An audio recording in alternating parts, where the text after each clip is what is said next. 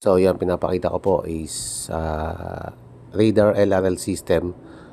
Ginamit po natin yung Tesla B4B dyan sa radar natin sa gold. Yan, sa menu niya, gold.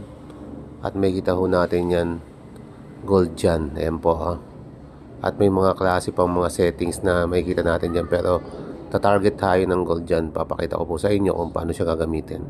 So check nyo po.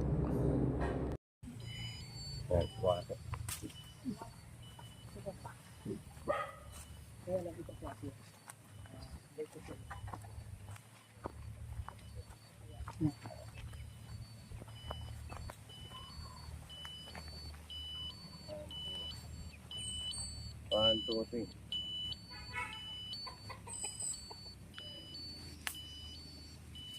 Dito talaga.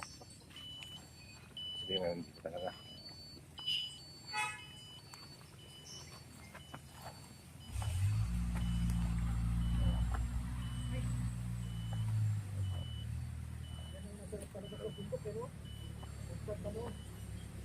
Wakas.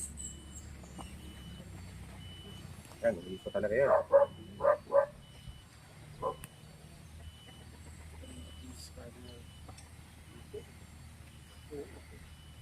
Ibig sabihin, malaki pala itong butibot dito. Hindi lang pala ito ano. Dito naman. Wala pang ito. Ito natin.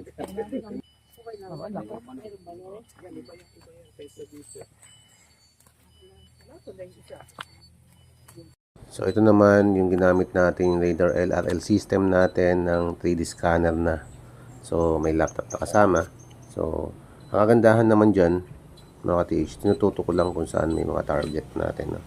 So lalabas po dyan sa ating laptop ang image ng target natin. So ayan nagsasagawa po ako ng pag-scan dyan. So makikita ho natin kung gaano kaganda yan.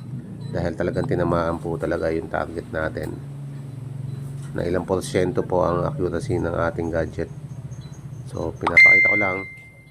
Yan, nagkasagawa ako ng pag-i-scan. Ayan po ang result. Yan. Napakaganda po ng result.